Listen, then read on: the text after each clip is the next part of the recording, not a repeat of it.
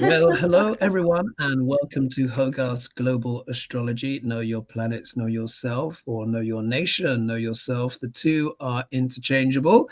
Apologies that we're kicking off a little bit late today. We had some computers were taking longer to log in, and also as well we wanted to protect the modesty of our participants tonight, just in case undergarments and various things got shown that weren't intended for public consumption. Always some surprises. Oh, never mind. Oh, there we are. Yeah, so we did get to see the gym jams in the end. Poor Lena had to stand up anyway. Glorious. Well, thank you so much tonight for everyone for joining us. Now I need to point this way, and of course here we have Lady G. If I go this way, we should have Sheila, and then of course we have Lena down under. We have an action-packed show for you guys tonight. As you guys know, so much is going on. So I'm just going to quickly get some announcements in before I forget, because when you're live, it's all stream of consciousness, and when I combine with the ladies, like, it just has its own thing. So before I forget, exactly.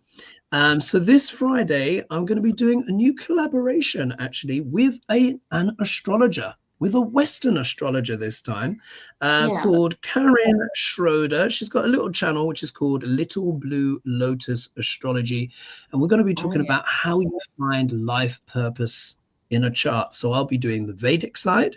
She'll be doing the Western tropical side. So I thought that would be interesting. And before we start off the show and going for your questions, which are all here, just to give some kind of news, because so much is happening. So one thing that I find very distressing is that, have you heard that Section 8? They're looking to basically, it's being reported that they want to get rid of Section 8 housing. For those that may not know, I'm sure many of you do know it, this is affordable housing for, the elderly, single parents, disabled, etc. They want to get rid of it. These people, they are so cold.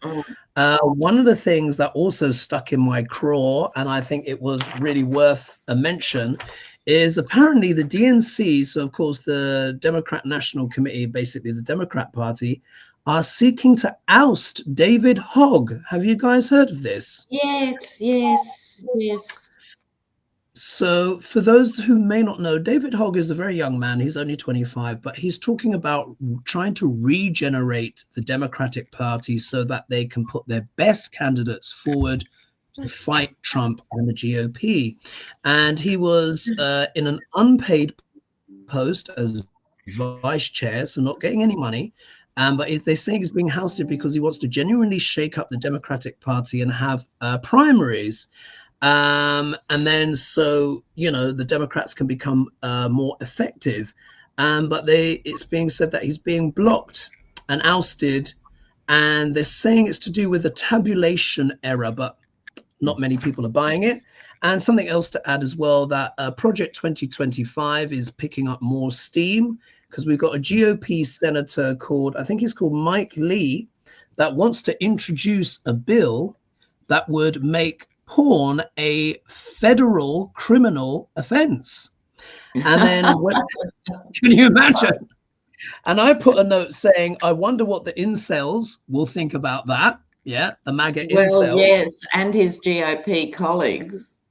Indeed. And then I read in the comments below this video, and someone wrote, well, if porn didn't exist, then Trump could never have met Stormy Daniels. Or his current wife. Yeah. Oh, his current wife. Well. So ladies, what are your thoughts on some of those things that I mentioned there? And then we'll get into the questions. So first one, like Section 8, how do we feel about what is going on with Section 8? And I'd like to hear your contributions on that. So Lena first, we'll go anti-clockwise.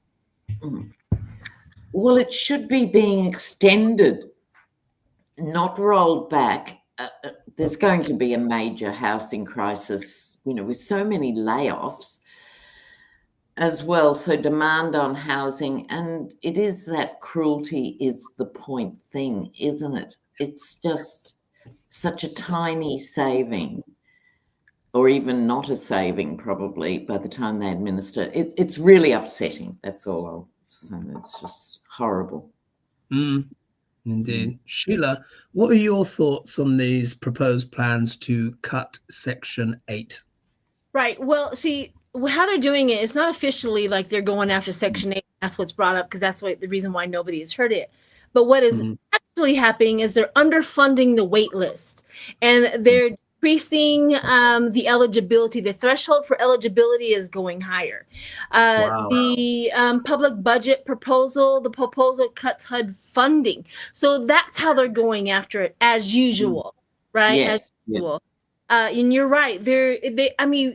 We have in some places, and even in Denver, I'm not going to lie, we have problems with homeless people on a regular basis, this country. And it's like they're going to force more out into the street. It's like they know the more go out to the street, the more they don't vote. I don't know if that's their thinking, but it's just really ridiculous. So I think that's the reason why we haven't heard officially Section 8 this. But you're right. They're trying to cut and sliver everything around so that they don't get it. My goodness. Lady G, what are your thoughts on this? Well, what I heard, I don't know if it's true or not, but they want to get rid of it federally and put it on the states yet again.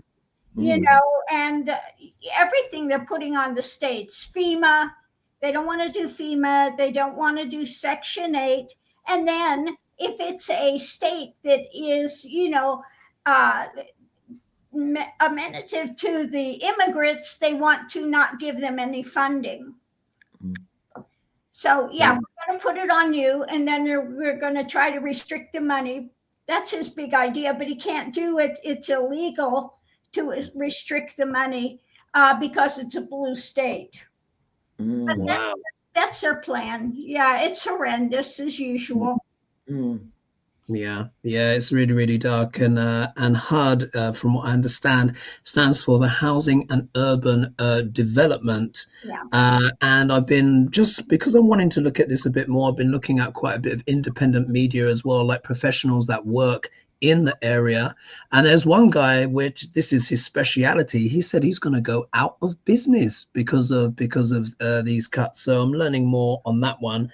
I know it's a bit of a controversial topic, but I do think we do also need to sometimes put the spotlight on Democrats as well, given how dire the situation is. So how do you guys feel about the DNC basically trying to get rid of this young guy, David Hogg, for basically bringing a spotlight, trying to make the Democratic Party more competitive? So we'll go the other way around this time. So Lady G, you first.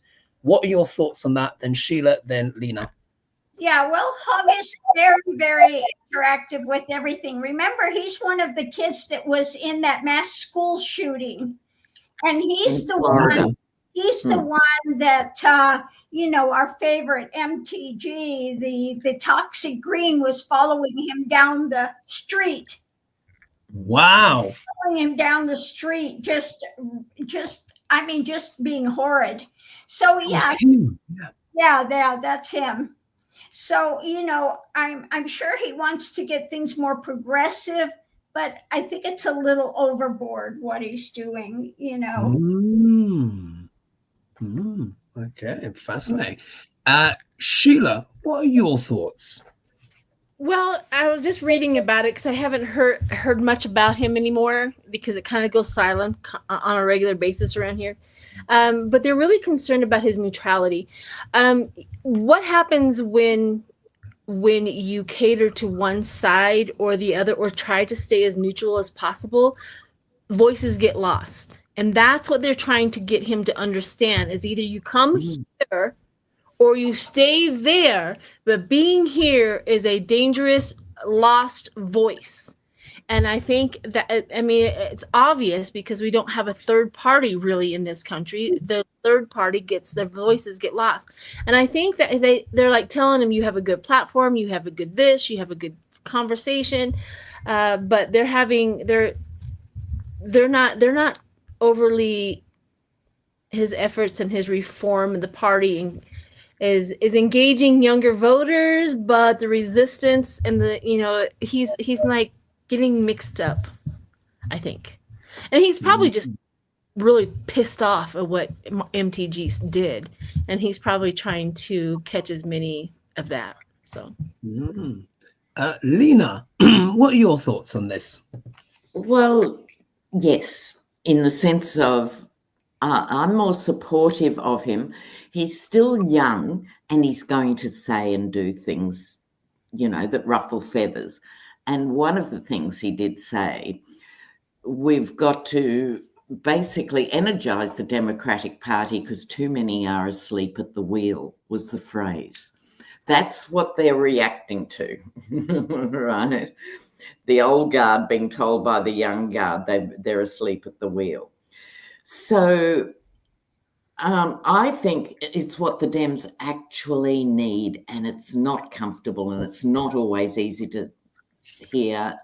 And if they protect themselves and try and make him into a white line down the middle of the road, which is what they seem to want, I think it's not a huge future for the Dems. They've got to revitalise. And people are capable of understanding a spectrum of ideas, because the whole Dems are condemned for being the lefty radical Dems when they're not. So you may as well have a few out there. You know what I mean? You may as well have a few AOCs and David Hoggs. That's how I feel about it in that sense. Fascinating.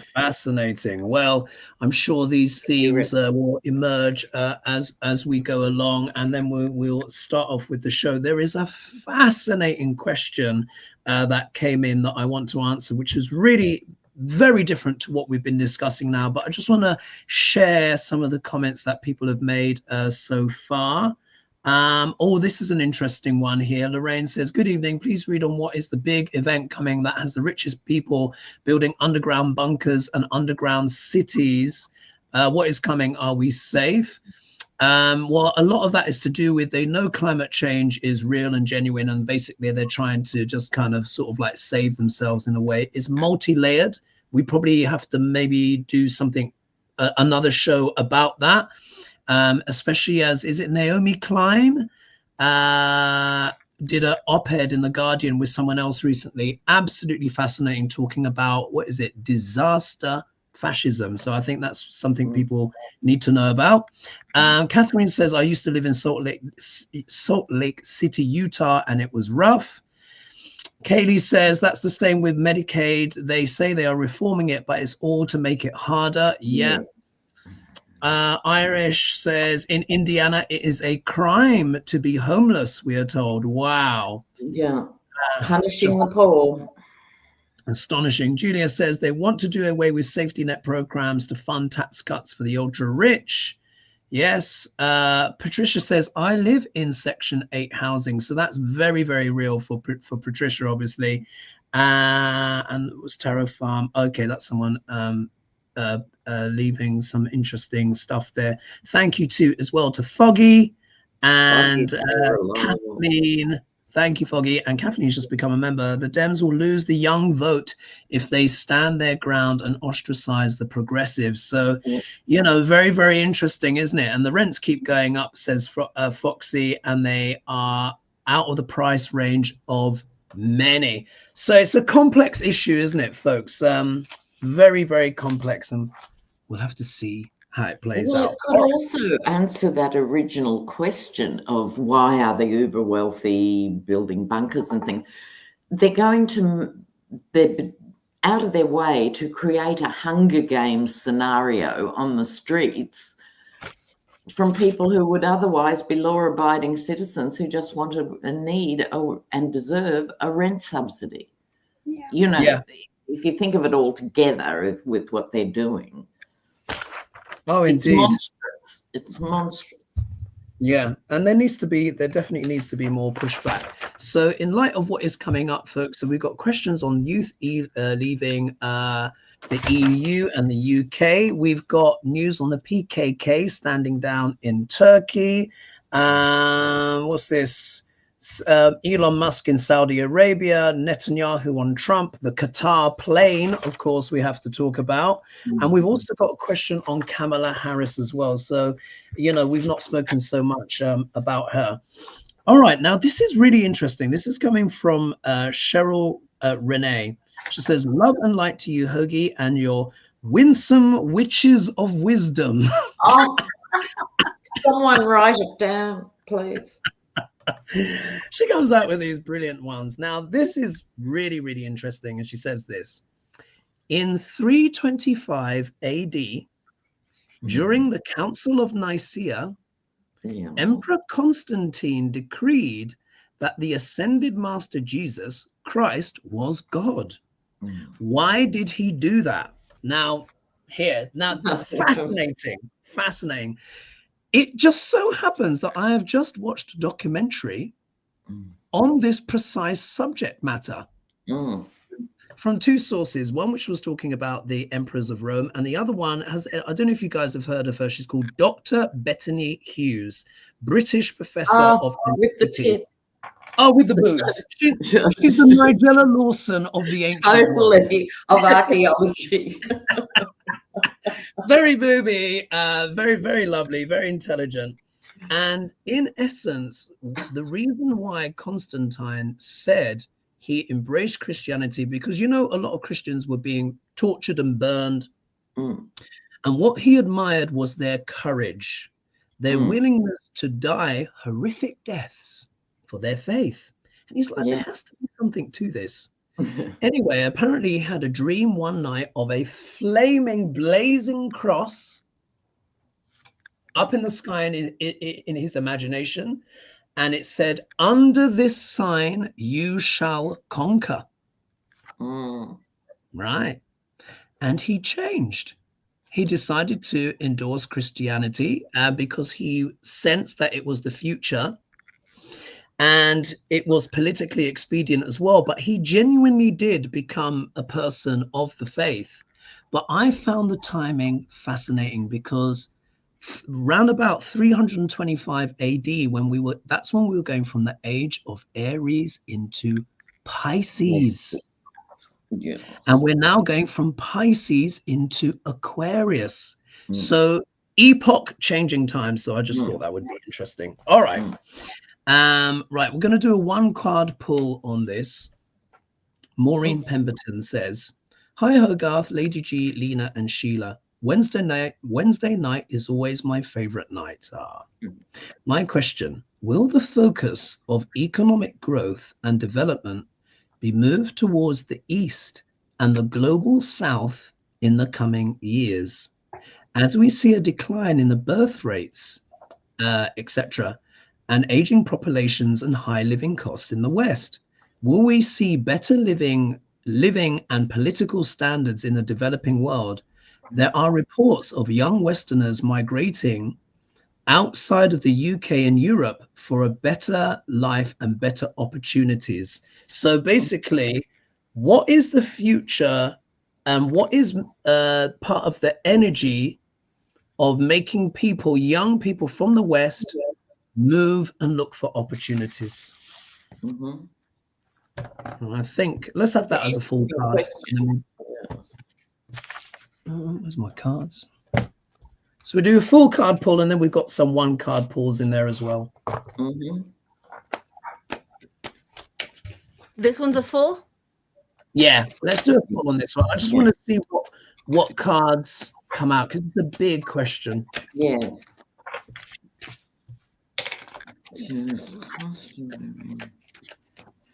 I think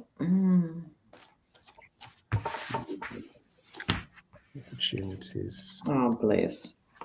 Living costs. Yes. Rise of the global South. Why do young people need to leave and find opportunities elsewhere? It's pretty straightforward, isn't it? Anyway, Yeah, a little question. But let's see. I just want to see what knowledge. I want to sample your knowledge, ladies.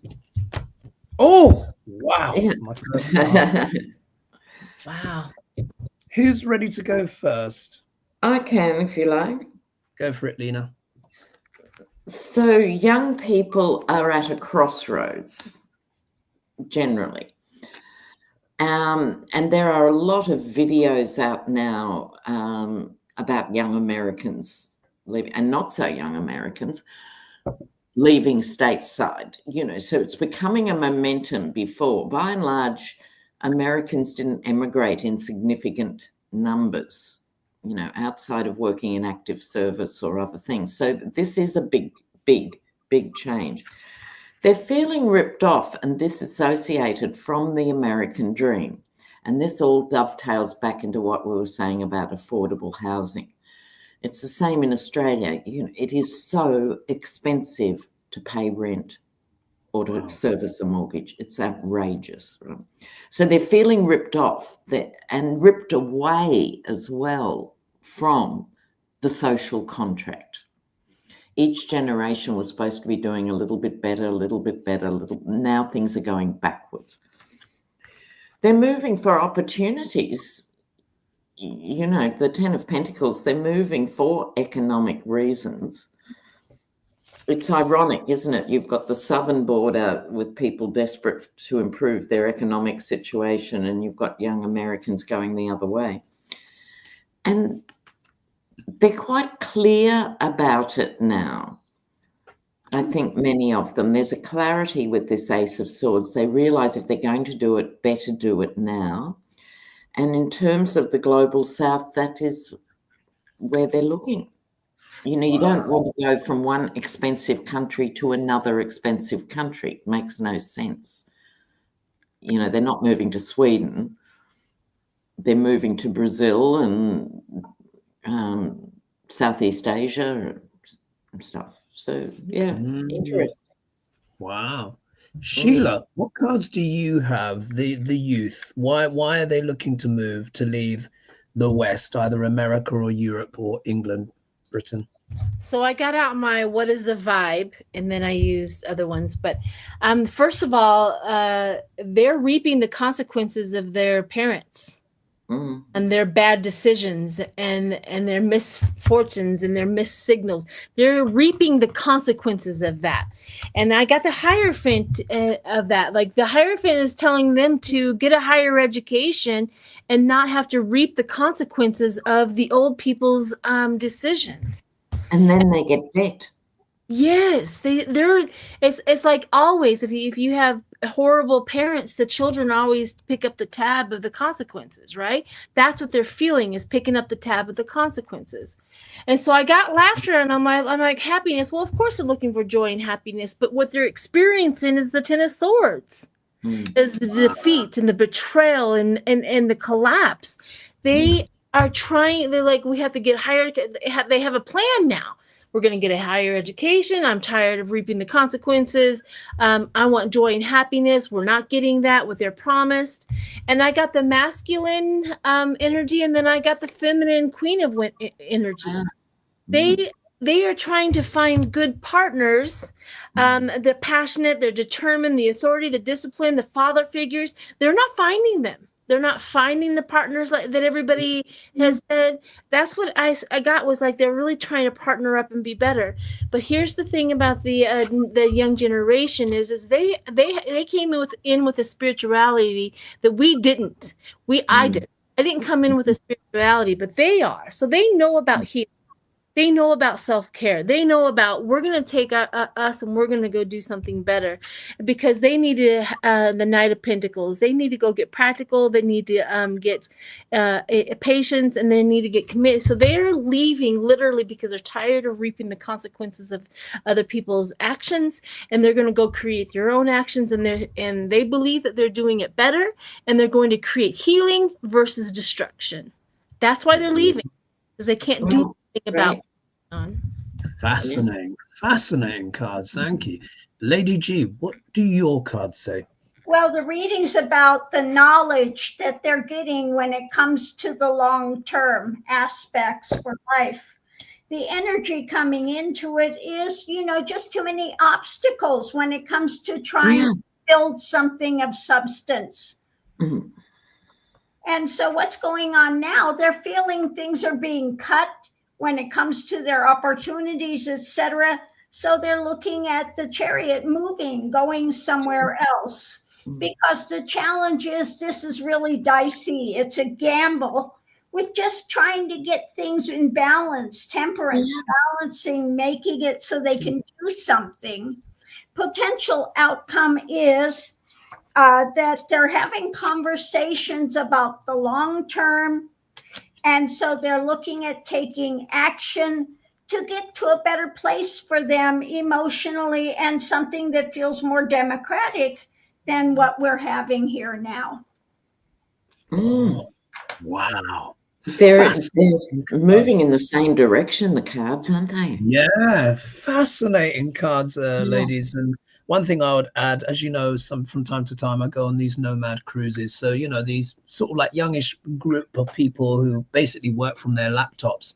And all of them are spending their times in places like Indonesia, South Asia, even time, Thailand, but now they're even going further afield. They're even going to places like India itself, because of course it's so much cheaper. It's like everywhere else, but they come to Europe, but they play a little bit in Europe for a short amount of time, what their budgets will allow, and then they move again. So with my cards here, it's I mean, just here we go. First card out, the Devil. They're going because they believe the whole system is corrupt. This is the card of what? Greed, corruption, vice. I think they feel I think this is echoing like what Sheila was saying. I think they feel that the previous generations are chained to greed. Yeah, this kind of, because this is here, the chains are loose, they can be taken off. But I think this also echoes some of the arguments that we were making earlier as well. The young ones don't feel like also as well that those ahead of them, more senior, are chaining everything up, and they're doing it for their own self-interest, because this really is the card of corruption. Obviously not the people and watching this audience. We know who we're talking about, but this is talking about selfish, egotistical, even psychopathic people that are keeping everything, and they feel choked and stifled. If we look here, next card we get is the Five of Wands. So look, they feel like life is a fight, life is a battle. They feel like everything has now become a competition. So it's not only that they feel that they're having an intergenerational fights, but there's also competition between themselves for resources. But also as well, what is the right way to go forward? Because as we know, there is quite a significant proportion, particularly in the States, that did, vote for Duck L'Orange and MAGA and stuff like that. So there's not even a consensus amongst the youth as well, but they know something is not right. If we look here in the middle, though, look, they're all looking for what? Happiness. We all want happiness. We all want a roof over our head. We all want to be able to have food. We all want love and security. This is what they want. But the way they're going about it is in many different ways. Do you see? There's not complete agreement, like depending on basically sort of like how they voted. If we look here, though, we do get the Strength card. So this shows that they do have strength. They do have resilience. But I can't help but think this is also talking about young women as well. I think young women are stronger than ever, more independent than ever. And many are actually choosing not to have kids as well. I've just recently been doing research as well on just how strong this movement is. And I think this needs to be talked about, because the level of greed and corruption is just becoming too much. No one can live. So I think a lot of women as well, young women in particular, are really finding that strength within themselves. And they're saying, no, not going to play. But as we see for the younger generation in particular, it's a juggling act. They're just struggling with the money.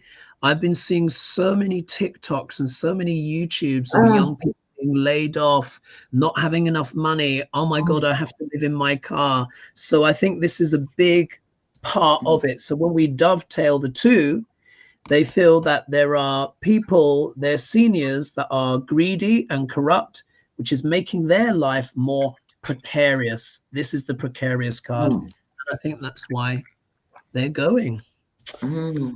Oh, fascinating that, wasn't it? Fascinating. Wow. Okay. Are we ready for the next question? Yes. All right. So let's dive in. So the next one here. Oh, I just want to say thank you to Mila Nord for, I think that's Norwegian crowns. Norwegian crowns. Yeah. Now, this is really left field. Well, I say really left field, but we've not heard about this group for a long time. I'm sure, Lena, you would have heard of these guys before. So this is coming from Nick Minks, who's very good with her international questions. And she says, outlawed Kurdish group, the PKK, yeah, which has waged a 40-year insurgency against Turkey. I wrote about the PKK in one of my books when I was doing some historical fiction. But anyway, not about them, but the time they were there. Anyway, PKK Turkey announced that it was laying down arms and disbanding. Its jailed leader wrote a letter, but Erdogan needs support to win the 2028 re-election. Is this genuine, or has Erdogan orchestrated this to gain support? Ooh. Let's do a one. Okay, so for those who aren't familiar with the Kurdish workers' movement, it's not everyone's cup of tea. Yeah. Okay, so the poor Kurds, when the modern maps were being drawn up of ancient countries, the Kurds lost ground in Iraq, in Jordan, in Syria, and in Turkey. Everyone took the Kurdish bits of those countries. So they fought for their literal existence all these years. And they've been very progressive within the context of war. They've been very progressive with women compared with surrounding nations. So they have an interesting background. Wow. Could you repeat the question one more time? Sure. And it's a one-card pull. So Nick Mink says, outlawed Kurdish group, the PKK, which has waged a 40-year insurgency against Turkey, announced it is laying down its arms and disbanding. So basically they're dissolving. Its jailed leader wrote a letter, but Erdogan needs support to win the 2028 re-election. Is this genuine, or has Erdogan orchestrated this to gain support? So, yeah, it's really about Erdogan. And a one-card pull. Okay, I've not heard of them in ages. I forgot they were still going. All right.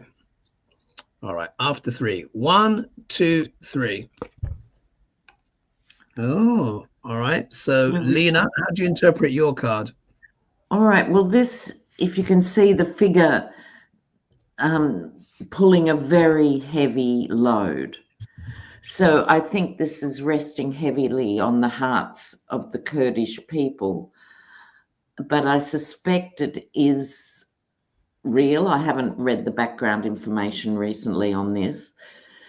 As for how Erdogan sees it, he'll just literally drag the chain, and so he'll drag other people towards his votes. So I see it on two levels, one the Kurdish fighters and one Erdogan, who'll try and manipulate the situation. Sheila, how do you interpret your card? Well, I received the Five of Pentacles, and in this deck, it talks about hardship and loss. It's kind of like the other one, isolation, and abandonment and unemployment and struggle. I think the people are really going through it, and I kind of on the weighing on that he's sincere about that. Like, we got to give it up, or else we're just going to lose everything and everyone. It may be a political ploy, but he's literally looking. I think I kind of feel like he's really literally looking for his about his people, like to take. I don't know about this. I'm going in as cold as can be. Yeah. What I know about it is what Lena just said. So,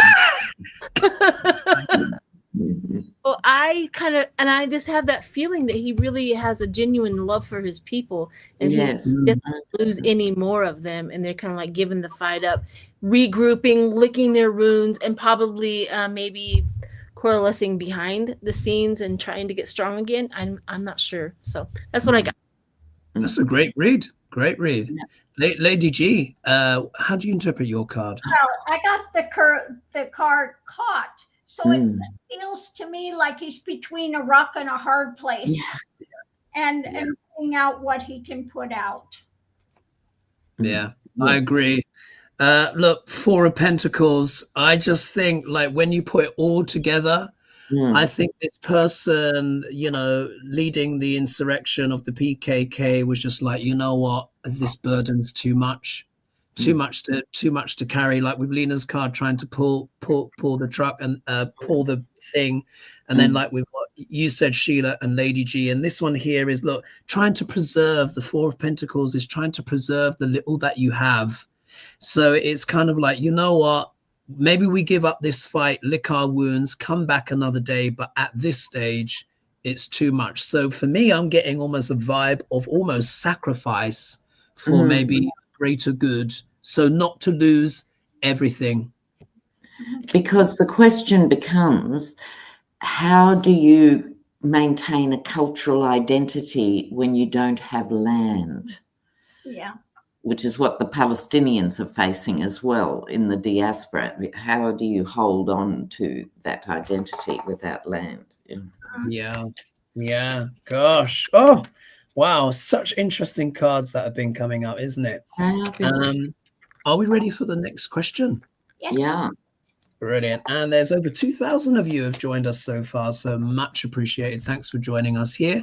Please, of course, be sure to like and subscribe and share. Be much appreciated, and it really helps the channel. All right, so this is a Netanyahu Trump question. The next one's, you know, they're Trumpy. We know, we get the questions in. He's impossible to avoid. So this is coming from Denise Ferguson. She gets two tonight, actually, because there's two crackers. All right, so she says, during Trump's trip to the Middle East, Hamas released 2 U.S. hostages. Oh, sorry, released a U.S. hostage. Sorry. I was going to say, singular. Trump then lifted sanctions on Syria and offered Iran the opportunity to engage in nuclear talks. Did he now? Wow. There's no scheduled meeting with Netanyahu. How is Netanyahu feeling about Trump's actions, and will the U.S. support for Israel? Will U.S. support for Israel taking Gaza change? So this is Netanyahu and Trump's relationship here. What do you want, ladies? One card pull or one full card pull? One. One? Yeah. Let's go one card pull. So just on their relationship for now. Yeah, on their relationship, how Netanyahu is feeling, because as we know, Duck Orange is the most capricious. Even the devil has extra plans when it comes to Duck Orange. Not even the devil trusts Trump. All right, so let's see. How's Netanyahu and Trump's relationship? One card pull. All right, we ready? Yeah. All right, after 3. 1, 2, 3. Oh. Whoa! Oh, Lena's explicit card comes back out. Look at Sheila. Yeah, Sheila, you've not seen this card yet, have you? Oh, I know, but I love it. So without destroying the algorithm, the Hanged Man in the Russian deck. So it's like Netanyahu feels hamstrung by everything else that's going on, a lot of it of his own making. But he feels like Trump's hamstrung him again because you don't know what he's going to say after lunch, right? And so if you're an international leader, good, bad, or ugly, it doesn't matter if you're a dictator or a king or an elected representative, you cannot trust this man. So he hangs you up and hangs you out to dry with no notice. And I have zero sympathy for Netanyahu. However, I think this is how he feels. Yes. Only Trump can do that. Huh? Only Trump can do Only that. Trump. Sheila, how do you interpret your card? Well, I got the Ace of Wands, and my first thought when I got up here, even though Ace of Wands is like a positive thing, but my first one is that Netanyahu thinks Trump is his best tool. Like he uses him a lot. And he can. It's like at top of the, like when you have a tool belt on, he like pulls out the Trump tool. Oh, I got this one. I got this one. And he's got this one. So he doesn't have any respect for him other than he's just a useful tool for him. Right. Yes. Okay. Lady G, how do you interpret your card? Well, he sees him as the black angel. So he's a little on the devilish side. So yeah, he's not thrilled with him at the moment. Yeah. Yeah. And my card here, look, it's the Judgment card. But look, this is the card of what? Wake up call. Wake up call. Why do all these, the only one that can genuinely say that they've had any kind of lengthy control over Trump is Putinska. That's the only one. And even Putin is like, oh my God. I don't know what it is, but there are so many rich, powerful men that think that they have it's like they're playing this game. No, I control him the best. No, I control him the best. And Trump does not give a flying you know what. He doesn't give a damn. He cares about riches. He cares about airplanes. He cares about who is going to give him the next best thing. That's where his loyalty is. But he's also on the delusional side that he probably thinks that he's got them in his pocket. Yes. You know what I mean? He's delusional because he's said it so many times here in the United States. I'm not only the president of the United States, I'm in charge of the whole world. He's delusional. He literally thinks he's got the whole world. He's like controlling the whole world. Yeah, and they don't. It's like because we're from the outside looking in, and I'm like, when are these men going to get it? He is a lunatic. Yeah, Dr. Orange just makes up his own rules, and he breaks his own rules and his own deals. Whatever you make with him, he is absolutely and utterly capricious. The only way to get him consistently on side for 10 minutes is to give him planes, fund his meme coins, whatever it is. It's just, but they think, no, he's going to stick with me. My deal is the one because I'm the most powerful man. And he always humiliates whoever he collaborates with, whoever. Somebody just said they're all playing the same game, and I think you're right. They're all up there in the same cesspool of BS. Yeah, exactly. But I think the difference is the others can pretend for longer. They can hold two consecutive thoughts, and he can't, So. He can't even stay awake long enough. You know dang well he's not hearing a thing they're saying. Yeah. And understands none of it. None of it. Interest in any of it. He's just a prop. It's like Bernie, what is it? Weekend at Bernie's. Yeah, he's just setting him up in the chair again. And if we're gonna do, sorry, go ahead, Lady G. Okay, what I don't get is, he's going to be there for a short time, and they're making all these deals with him. What the heck do they think is going to happen when a new administration comes in? Yes, good point. Yeah. Because it's not going to be worth anything. Yeah. Nothing. Absolutely. Well, they're trying to get as much done as possible. But if we have the question, or if you wanted me to give you a little synopsis of the thought about this plane, it's coming up next. We've got Can I give it a little bit of a synopsis of it before you ask the question? Sure. Or after? Okay. So there were a long time ago, there was a great big old huge like crescent or thing that's another country had given the United States. And in this little thing that they had, somebody had placed behind the president or something like that, there was something in it, and that when you dialed into it, you could hear everything in the Oval Office or whatever, what everybody was saying. Once they realized that thing was just a Trojan horse to get somebody to hang it up into the White House, they heard it. So here's the thing about the plane. The plane is now in Houston. We've got it, but they're trying to redo it and all of that.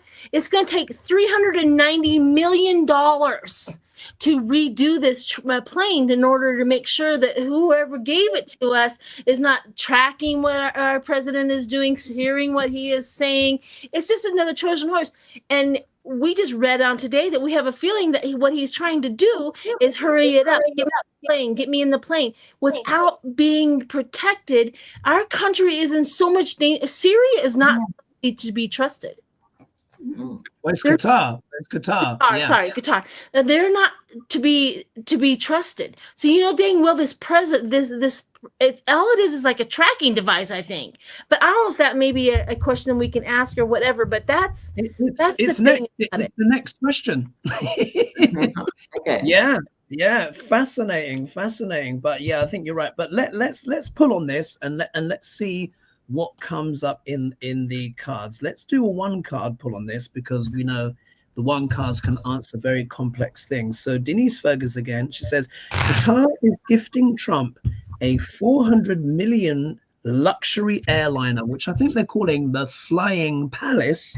My God, just a Trump thing that he would love to have, to be used as Air Force One.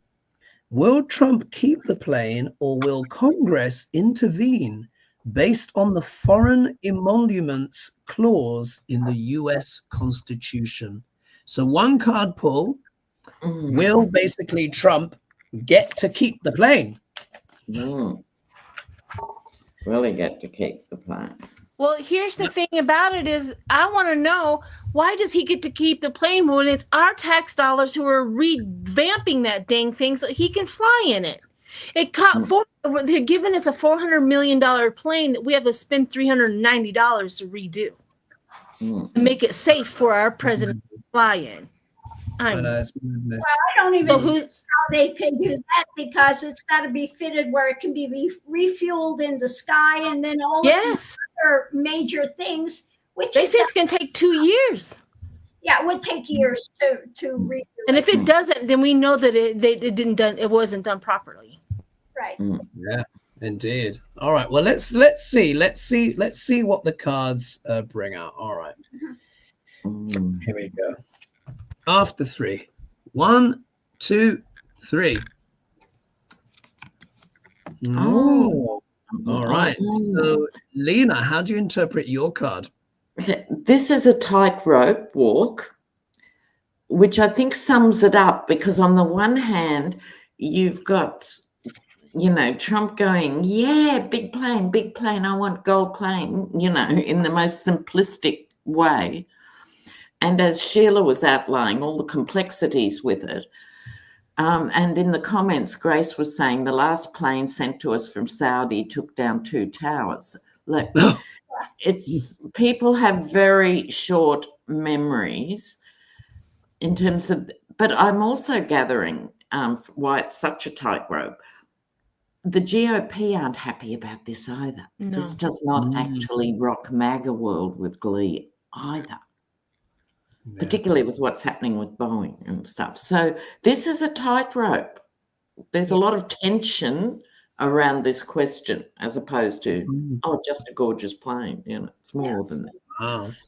Sheila, how do you interpret your card? My card literally says leaving behind. So I got the 6 of Swords, so leaving behind. I don't think how can I put this politely? I don't think he'll be able to physically get into a plane and fly it. He's moving forward, leaving it behind, moving forward, ahead. Distance from Trump, distance from light. I mean, yeah, go ahead. Unless it's just the case that he just gets blocked and he has to leave it behind. Yeah, he has to leave it. Maybe it's that. Lady G, how do you interpret your card? Well, my card is the High Priestess. So what's hidden? So I pulled my other card, and here we have the Queen of Swords, and we've got the eagles there on her arm. So, no, this is not going to go over well. No. They're going to fight this for sure. And with my card here, I get the Hermit card, which is really interesting because, as we know, this is a card of isolation, but it's also a card of research. So I think this is a very obvious, but it's a very clever ploy by Qatar, because it sends a message to the world. Because what Qatar is saying is that even we know the Constitution, like the world pretty much knows the broad strokes of the Constitution. It's America's Constitution is so famous. Everyone knows that you cannot give the President of the United States anything. They were talking about when Hillary Clinton was head of state, what's that music? Excuse me, it's me, and I can't get out of this thing. I don't know what happened. It's like a Hopi prophecy or something coming. All right. Oh my God. I'll carry on. Yeah, But sorry, I just lost my whole screen. Hey, honey, just mute yourself on StreamYard, and it'll help. Just mute yourself. Okay. I just closed it, and it's not closing. Wow. I'll carry on. Don't worry. Hillary Clinton was offered a necklace for $450, and she had to give it back. This is an airplane for $400 million. Yeah, so this it just is so ridiculous. But the Hermit, this is also a card of research, a card of listening. And I think it would be bugged, almost certainly. I mean, you're not just going to give him a plane and not have the thing track stuff. Because look, this is a card of reflection going within. This is the Hermit deals with private spaces. We know Trump has loose lips as it is anyway. Imagine what he says when he feels unguarded. This new Air Force One, he's like, look at the gold. Oh my God, look at the toilet seat. Oh my goodness, and everything. Think of all the crazy people he has on there. So I think, yes, it's a Trojan horse, and any country worth their salt would have that thing bugged up to the eyeballs. Right.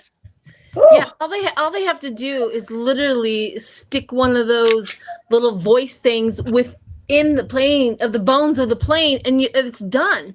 I mean, the plane itself is an antenna. I mean, it boggles my mind why they would the president would even think that he would be safe in that thing. Yeah. But what if they have revenge on their mind? It's all about the gaudiness, and we know it's the bling bling, and Qatar knows that as well. The Middle East knows that as well, which is why they've enticed him over there. But I thought it was Syria, not Qatar. No, it's Qatar. No, it's Qatar. It's Qatar. Yeah, it's from Qatar. Because right, let's squeeze in. Anyway, he's trying to build a luxury ocean thing in Qatar. Yeah. It's all corruption. It's all corruption. Oops. Right. Okay. So we've got another question that's come in, and I think this is an important one. Very intriguing question, and I wanted to make sure we got this one in because it's so interesting. So Jill Dalton says, now this is quite controversial, guys. Quite controversial, but let's hear it out. Did Garland and President know Kamala Harris won the election? If so, did they tell her to stand down? So this is really interesting. Yes, it's a different angle. So which people knew? So she's saying, did Garland? She said, did. So I think she's thinking Merrick Garland. But basically, the question is, was she asked to stand down in some way, or maybe not fight? Because we know Duck L'Orange did admit it. Remember, in the Oval Office, he did confess. So let's just read on the energy of that. I think let's give this one, let's do a full card pull on this one, because I just want to see what comes out in your cards, ladies. It's been a contentious question for a long time, and I want to see what you have to say. Yeah. So basically, did they know, and was Kamala asked to step aside? Yeah. Yeah. Basically, did they know it was basically effectively stolen? Trump has basically admitted it in the Oval Office, and was she asked to step down, basically step aside from it? Controversial question, but worth asking.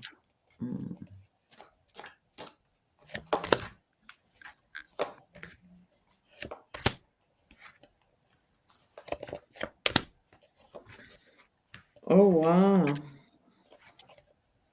Be interesting. I want to see what comes up in your cards, ladies. Who's ready to go first? Oh, he would. I know. Oh, the card. I almost don't want to go there. Oh, I know. Oh my goodness. I cannot believe what I've just pulled. No. Wow. No. Wow. I can't either. I'm surprised, I have to say. Yeah. I'm just like, wow. Who's ready to go first? Well, my cards are not as impressive as yours, apparently. Do you want to go first, Sheila? All right, go on, Sheila. I'll go first. Mine are not as impressive as yours, but I did get the Empress and the Queen of Swords. Like, she's supposed to be in charge. She's supposed to be the president. Right there. It tells me again. In the Ten of Cups, we were supposed to be happy, but the King of Swords made it instead. So there's evidence there. There's literally, but there's these two right here, and maybe you guys can help me out. But I got the party, the red party, and burial, and it kind of made me think, that let them fall. Let them the organized crime. And the wooded area, let them go into the woods and find out what's going to happen. It almost feels like that. Like it's like, we don't like that idea. We would want them to fight, but they're almost like, hey, let them give it a try. Wow. But that's what I got. Yeah. And Lady, go on, Lena. No, I was just going to say, Sheila.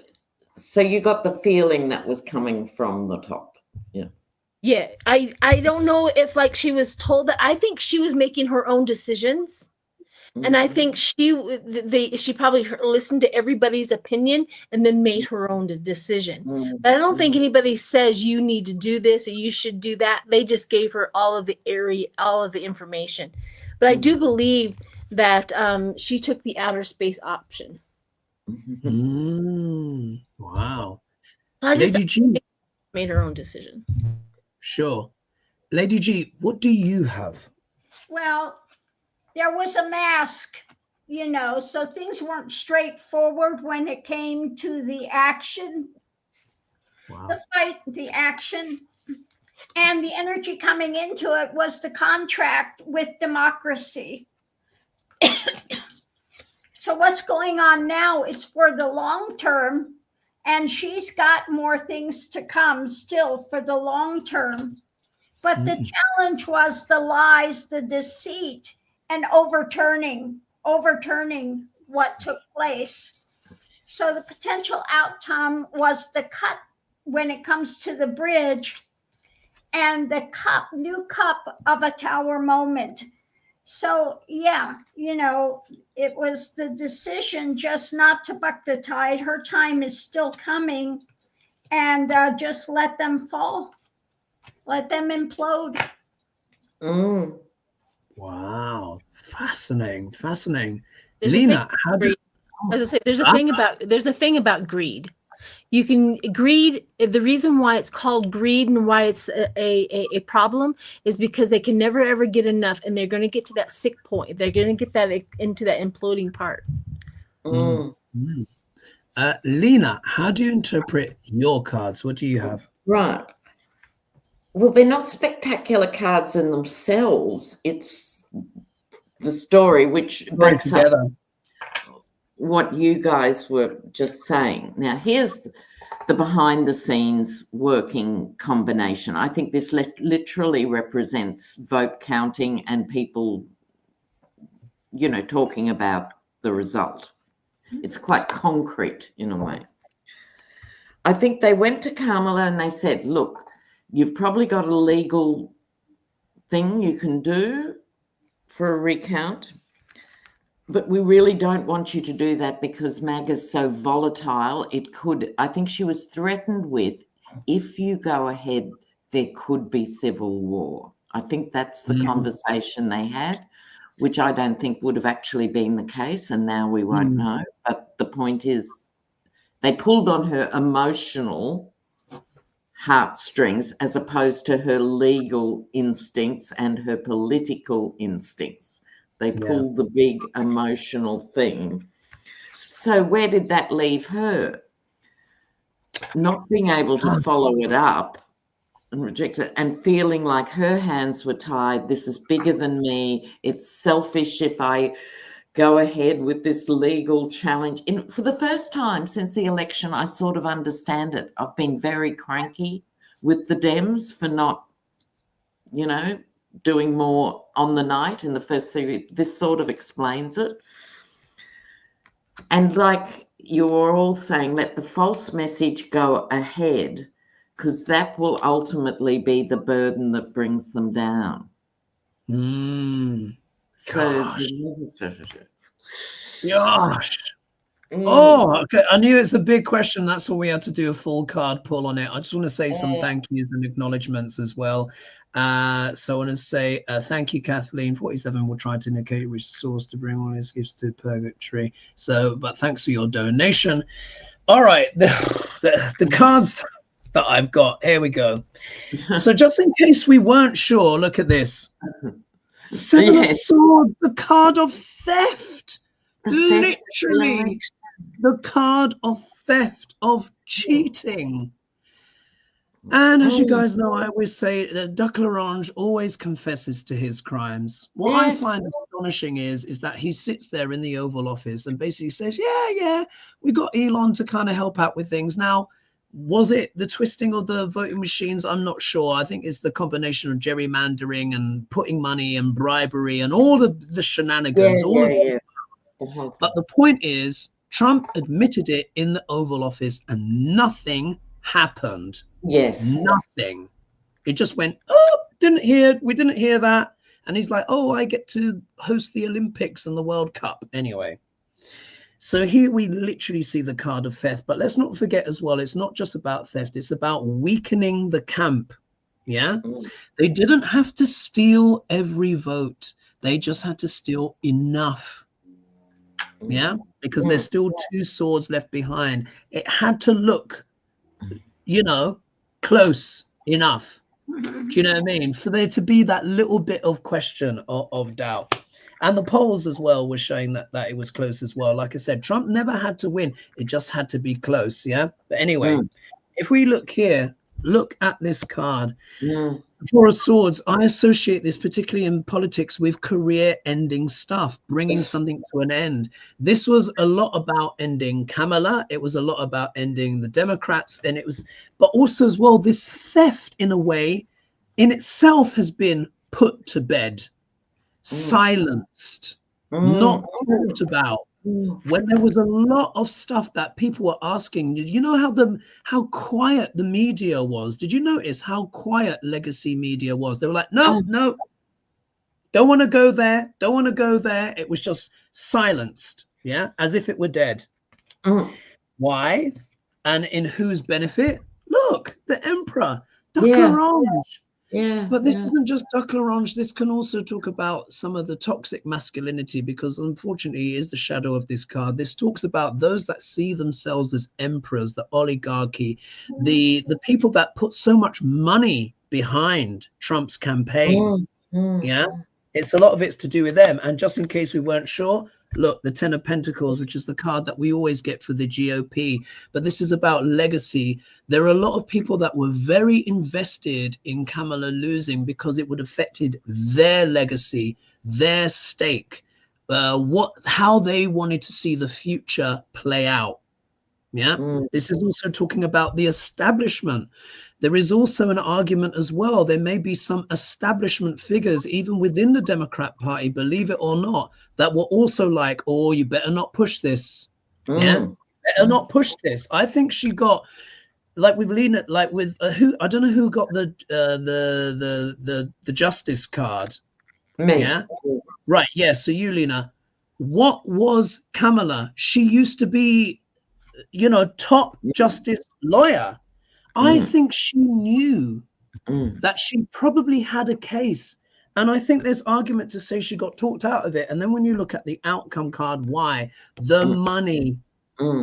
It's always the money with these people. It's always about filling their own pockets. Let's not forget the nine of Pentacles. It can be a very positive card, but the shadow of this card is what? Vanity, selling out. This is also the prostitute card as well in its shadow. And I just think there are a lot of establishment patriarchy figures that did not want the boat to be rocked. Yeah. And my instinct is that they were like, no, silence. Sorry, Kamala, no. That's how I'm reading that, because I was looking at the astrology. Everyone was doing the readings, of course, and I said technically technically Kamala should win, particularly with Tim Walz. But I said there's this dark energy around Trump. The darkness really wanted him to win, and I think these are establishment figures that didn't want the woman to succeed as well, because this could also be the victorious independent woman. So corruption, folks. Corruption. Now we failed to have the Bard last week, so I think we have to have it this week. Yes, but on who? Well, suggestions in the chat. Let's circle back to basics on Trump himself.